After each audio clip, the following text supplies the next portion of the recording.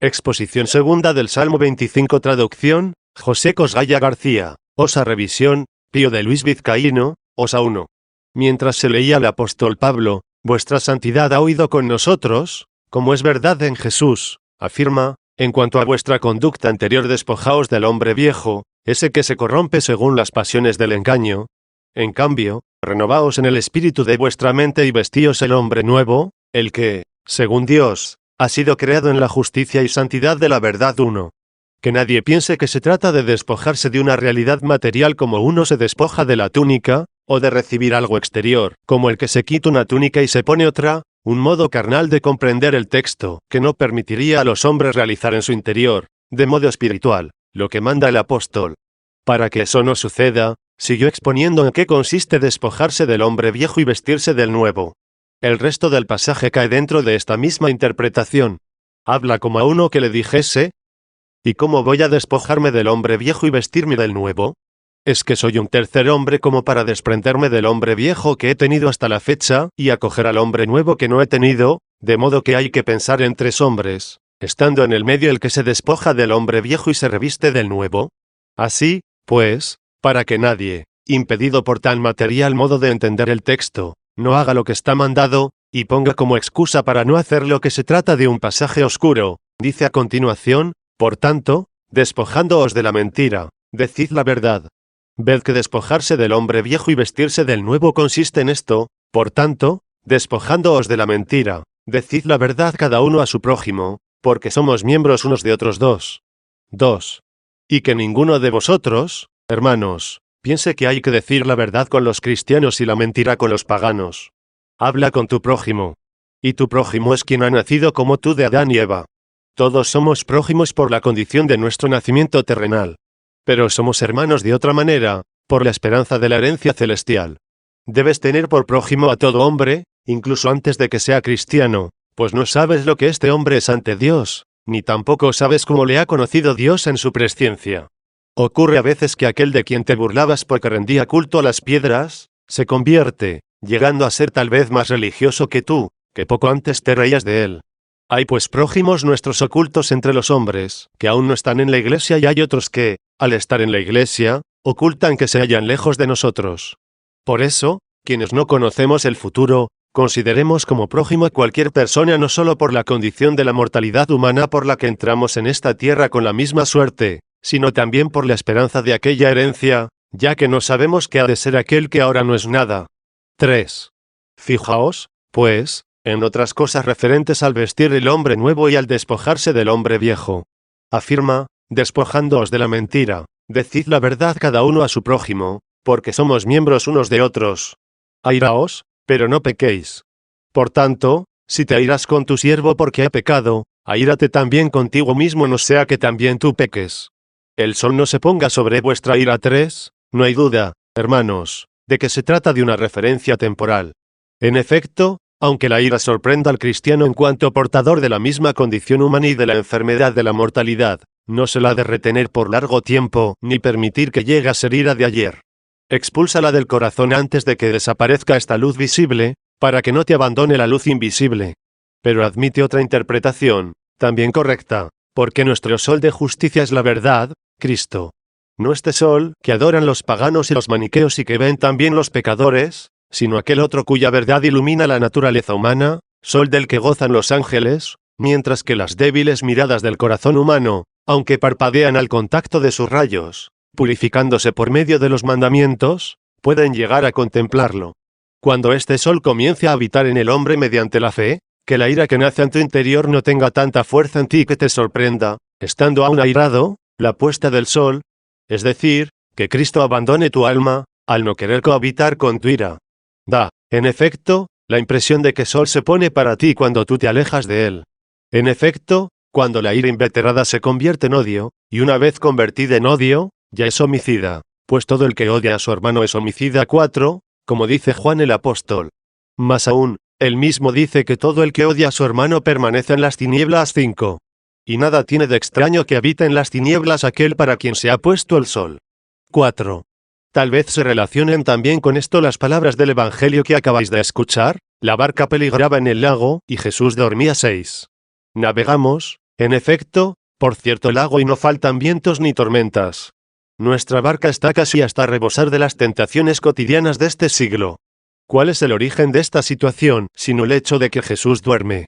Si Jesús no durmiera en ti, no sufrirías esas tormentas, sino que, al estar Jesús despierto a tu lado, disfrutarías de bonanza interior. ¿Y qué significa este dormir de Jesús? Que se ha dormido tu fe en Jesús. Estallan las tormentas de este lago, ves la prosperidad de los malos y las fatigas de los buenos. Es la tentación, es el oleaje.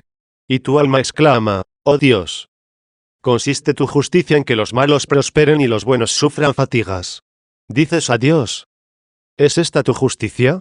Y Dios te responde, ¿es esta tu fe? ¿Es eso lo que te prometí? ¿Te has hecho cristiano para prosperar en este siglo?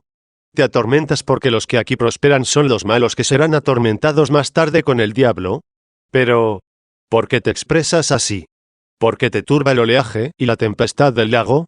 Porque Jesús está dormido, es decir, porque está adormilada en tu corazón tu fe en Jesús. ¿Qué haces para salvarte?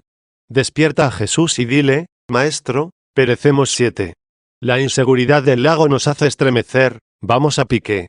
Él despertará, es decir, tu fe retornará a ti y, con su ayuda, reflexionarás en tu alma que todo cuanto aquí se les da a los malos no continuará con ellos, porque o se les va de la mano en vida, o lo dejan morir. Al contrario, lo que se te promete a ti durará por siempre. Las concesiones que temporalmente se les asignan, se les retiran con rapidez. Floreció como flor de heno. Pues toda carne es heno, se secó el heno y cayó la flor, pero la palabra del Señor permanece para siempre. 8. Por tanto, vuelve la espalda a lo que cae y la cara a lo que permanece. Con Cristo despierto, la tormenta dejará de agitar tu corazón y el oleaje no anegará tu barquilla, porque tu fe da órdenes a los vientos y al oleaje y pasará el peligro. A esto, hermanos, se refiere todo lo que dice el apóstol sobre el despojarse del nombre viejo. Airaos, pero no pequéis. El sol no se ponga sobre vuestra ira, y no deis entrada al diablo. El hombre viejo, pues, le daba entrada, el nuevo no se la dé. El que robaba, no robe ya 9, el hombre viejo, pues, robaba. El nuevo no robe. Es el mismo hombre, es un solo hombre, era Adán, sea Cristo. Era viejo, sea nuevo. Todo lo que sigue a continuación hace referencia a este punto. 5.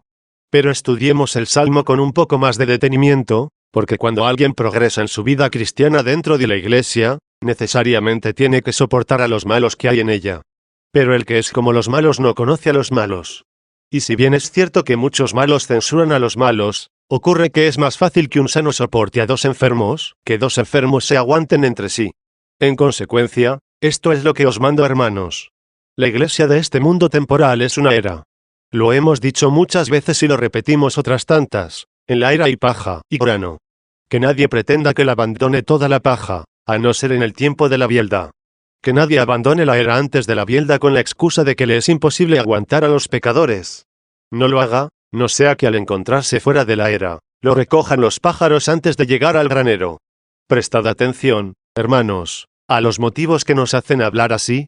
Cuando en la trilla comienza a desgranarse la espiga, en medio de tanta paja los granos no llegan ni a tocarse. Hasta el punto de que casi no se conocen, debido a que entre ellos se interpone la paja. Y quien observa la era desde lejos tiene la impresión de que allí solo hay paja.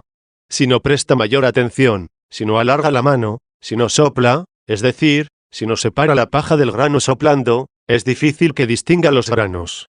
Hay veces, por tanto, que estos mismos granos se hallan como separados unos de otros y sin tocarse, y esto hasta tal punto que cualquier cristiano, a medida que progresa, llega a pensar que está solo.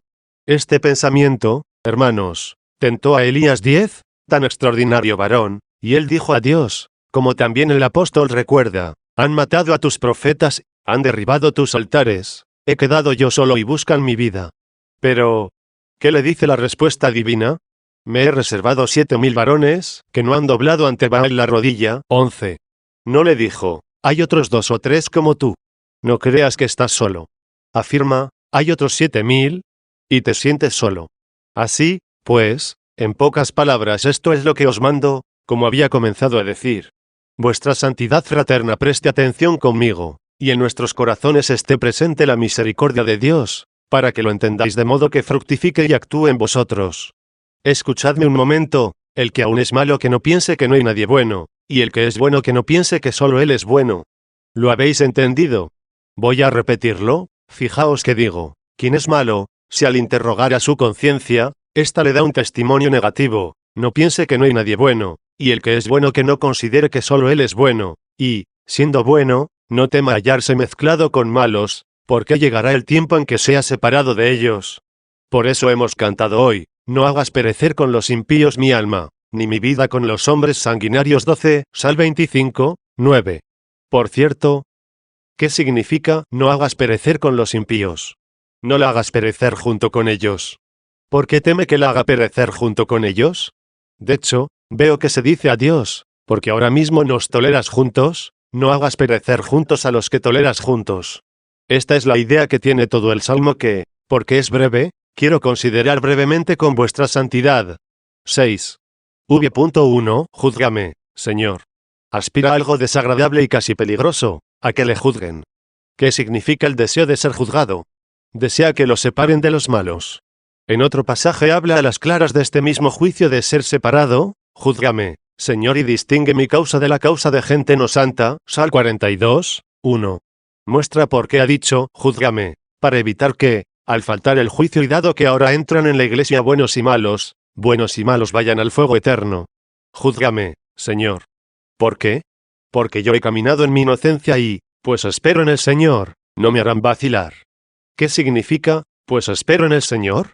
Que anda vacilante entre los malvados quien no espera en el Señor. Tal ha sido el origen de los cismas.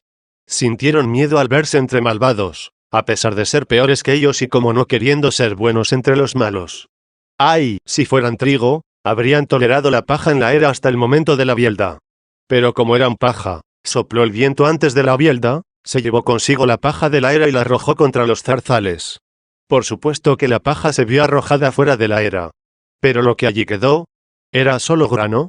Antes de la bielda solo a la paja se la lleva el viento, pero queda grano y paja.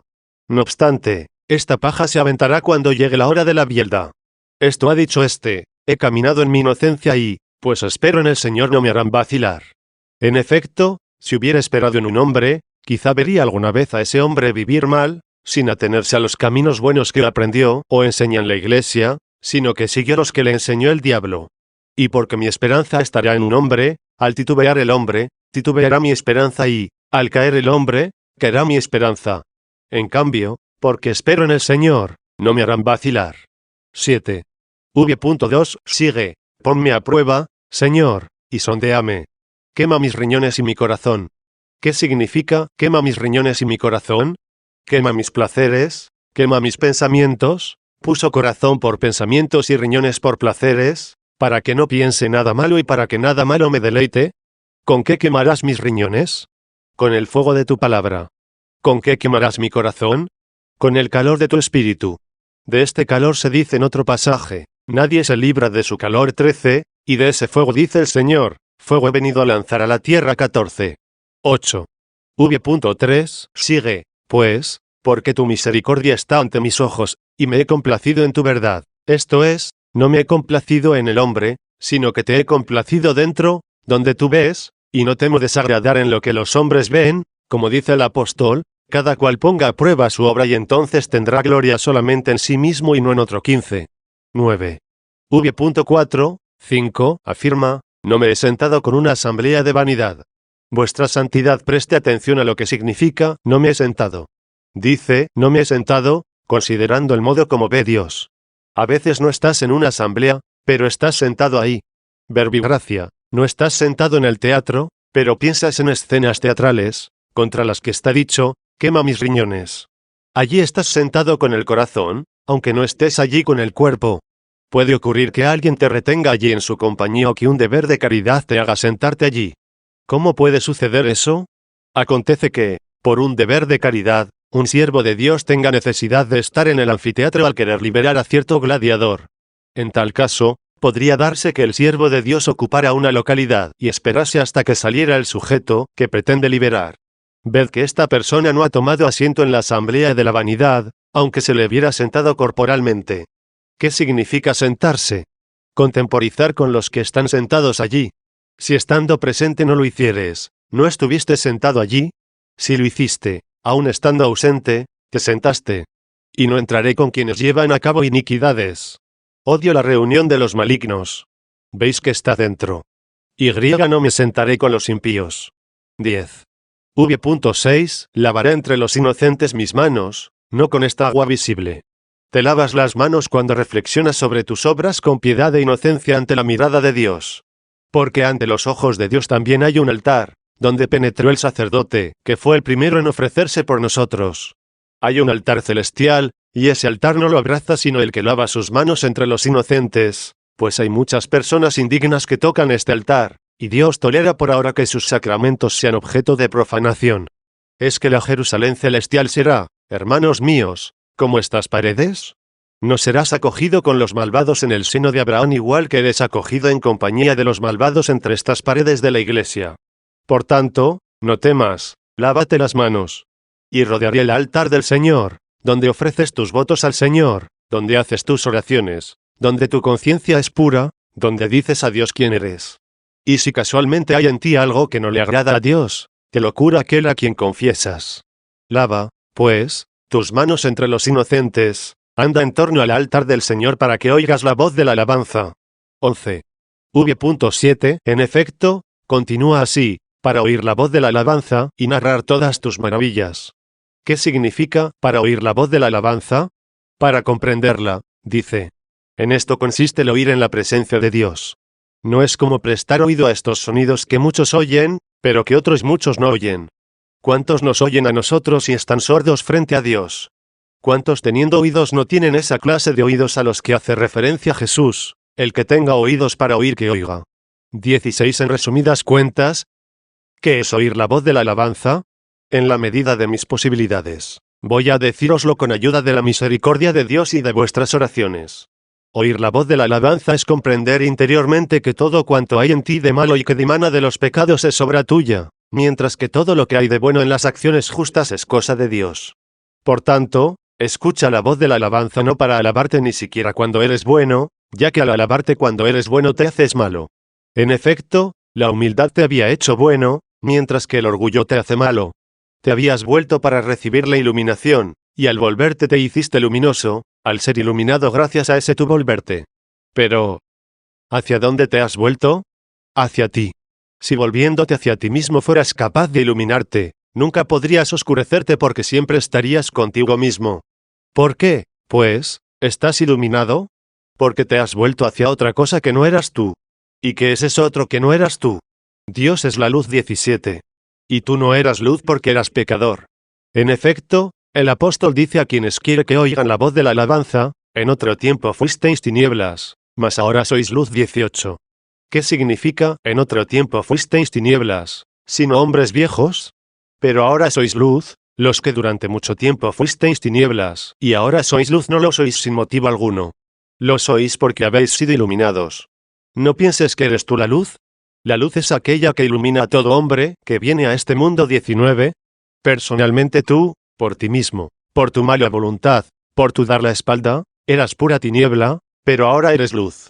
No obstante, para evitar el orgullo de aquellos a quienes se dijo, ahora sois luz, añadió inmediatamente, en el Señor. Lo que dijo es esto, en otro tiempo fuisteis tinieblas, pero ahora sois luz en el Señor. Luego, si fuera del Señor no eres luz, y si lo eres en el Señor. ¿Qué tienes que no hayas recibido? Y si lo has recibido, ¿por qué te enorgulleces como si no lo hubieras recibido? Y esto se lo dijo el mismo apóstol en otro pasaje a los orgullosos y a los que pretendían atribuirse a sí mismos lo que es de Dios y gloriarse del bien como si proviniera de ellos. Lo que les dice es esto. ¿Qué tienes que no hayas recibido? Y si lo has recibido, ¿por qué te enorgulleces como si no lo hubieras recibido? 20. Quien dio al humilde quita al soberbio, porque quien lo ha dado puede quitarlo. A esto se refiere, hermanos. Si he expuesto lo que pretendía, lo he explicado según mis posibilidades, no según mi deseo. A esto se refiere, repito, el pasaje. Lavaré entre los inocentes mis manos, y rodearé tu altar, Señor, para escuchar la voz de tu alabanza. Es decir, no me sentiré orgulloso de mí por lo que respecta al bien que hay en mí, sino de ti que eres quien me lo diste, para no pretender que me alaben de lo que hay en mí como cosa mía, sino que me alaben en ti, de lo que dimana de ti. Por eso continúa. para oír la voz de tu alabanza y narrar todas tus maravillas. No las mías, sino las tuyas. 12. V.8.9. Ved ya, hermanos, ved a aquel enamorado de Dios, que presume de Dios, situado entre los malvados, que ruega a Dios no perecer con ellos, puesto que Dios no se equivoca al juzgar. En lo que a ti respecta, cuando ves que los hombres entran en un mismo lugar, estimas que sus méritos son idénticos, pero no temas, Dios no se equivoca. Tú, con el arbitraje del viento, separas la paja del grano. Pretendes que el viento sople para ti. Tú no eres el viento, pero quieres que el viento sople para ti. Con el viento levantas la paja y el grano. El viento se lleva lo ligero y queda lo que pesa. Luego escoges el viento para que haga la distinción en la era. ¿Es que Dios busca a otro que comparta con él la función de juez, para hacer que no perezcan los buenos junto con los malos? Por tanto, no temas. Si eres bueno, puedes estar seguro, aunque estés rodeado de malos. Y repite lo que acabas de oír: Señor, he amado la belleza de tu casa. La casa de Dios es la iglesia. Aún contiene malos, pero la belleza de la casa de Dios está en los buenos, en los santos. Esta es la belleza de tu casa, que he amado. Y el lugar de la morada de tu gloria. ¿Qué significa esto? Diré que también este pasaje, un tanto oscuro, está relacionado con el significado ya expuesto. Que me ayude el Señor y la atención de vuestro corazón inspirada por el Señor. ¿Por qué dice, el lugar de la morada de tu gloria? Con anterioridad habló de la belleza de tu casa, exponiendo a continuación en qué consiste la belleza de la casa de Dios. El lugar, dice, de la morada de tu gloria. No basta decir el lugar de la morada de Dios, sino el lugar de la morada de la gloria de Dios. ¿Qué es la gloria de Dios? Esa misma gloria de la que yo hablaba hace poco y que consiste en que quien es bueno no se gloríe en sí mismo, sino en el Señor. 21. Porque todos han pecado y necesitan de la gloria de Dios. 22. Aquellas personas en las que mora el Señor de modo que le dan gloria incluso por sus bienes personales hasta el punto de no pretender atribuírselos a sí mismas ni reivindicar como algo propio lo que de él recibieron, son personas que pertenecen a la belleza de la casa de Dios. Ni siquiera la Escritura habría querido hacer distinciones entre ellos, de no ser porque hay algunos que indiscutiblemente tienen el don de Dios, pero no quieren gloriarse en Dios, sino en sí mismos. Poseen el don de Dios, pero no forman parte de la belleza de la casa de Dios. Los que pertenecen a la belleza de la casa de Dios, en quienes mora la gloria de Dios, son el lugar donde habita la gloria de Dios. Pero, ¿en quienes habita la gloria de Dios sino en aquellos que se glorían de tal modo que no lo hacen en sí mismos, sino en el Señor? En resumidas cuentas, dado que he amado la belleza de tu casa, es decir, de todos los que en ella moran y buscan la gloria de Dios, dado que tampoco he puesto mi confianza en el hombre, que no contemporicé con los impíos y que no entraré ni tomaré asiento en sus asambleas, dado que mi actitud en la iglesia de Dios ha sido la que acabo de exponer, ¿qué me vas a dar a cambio? La respuesta viene a continuación: no hagas perecer con los impíos mi alma, ni mi vida con los hombres sanguinarios. 13. V.10. 12. En cuyas manos hay iniquidades. Su diestra está repleta de regalos. Los regalos no consisten solo en dinero, ni en oro o plata. No son solo los obsequios materiales. Tampoco todos los que reciben estas cosas reciben regalos. A veces también las recibe la iglesia. Así como suena, las recibió Pedro, las recibió el Señor, pues tenía una bolsa de la que Judas sisaba lo que en ella se metía. ¿Pero qué significa recibir regalos? Alabar a un hombre a cambio de regalos, adularlo, pasarle la mano halagándolo, emitir un fallo contra la verdad a base de regalos. ¿A base de qué clase de regalos? Recibe un regalo, el más vano de todos, el que juzga mal no solamente por oro, plata o algo por el estilo, sino también por un elogio. Ha abierto sus manos para acoger el juicio de la lengua ajena y ha perdido el juicio de la propia conciencia. Y todo ello porque en sus manos hay iniquidades. Su diestra está repleta de regalos.